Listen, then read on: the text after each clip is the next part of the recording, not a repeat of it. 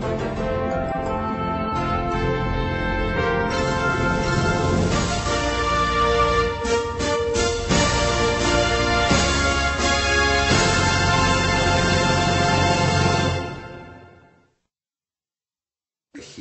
is a gambler, as many was. I mean, even in trading, there was a barter system that went on, which is always a bit of gamble inherent in bartering. But he has a penchant for playing cards, and an even more worrying penchant for losing or playing cards. And Valka acquires a substantial debt at the start of the film, or his debt gets to a place where it is substantial, and he knows under the code of rule that the Urki live under that he's in serious trouble. He also commits a very violent act in the opening scene, which is not making things any easier for him. So he sees that he's in a corner, and the only way to get out of this corner, because the corner is literally perimetered by barbed wire and towers, the only way to get out of the corner is to break through the barbed wire. People inherently, as a human race, inevitably we need to rely on each other. Sometimes it takes the most extreme of situations for that truth to be revealed, and it certainly is for all the characters.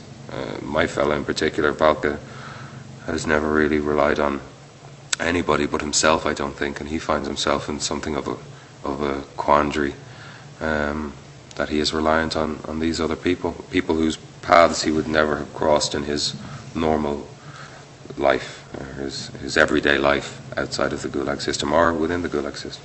Peter's faster than us all. He's faster than us all. He's first up out of his seat with a monitor to go into the actors, or to go into Lorenzo or Russell or whoever.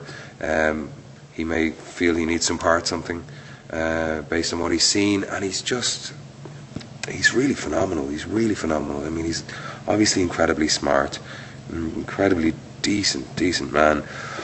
But it is his excitement and his love of the story. And I remember in the beginning when we were doing the Gulag stuff, we started off the shoot doing exterior Gulag, and did that for about 10 days or so.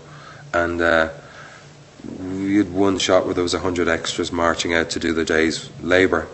And I remember him with the Bulgarian translator talking to the extras about how important it was, and what not only an honour but a responsibility it was to do as best as they could. And of course he was talking to us as well, or I assumed he was talking to everyone that was going to be part of this film, really, that it is, without getting high and mighty about it, it is an obligation and it is a responsibility, because you're talking about a very dark time in history.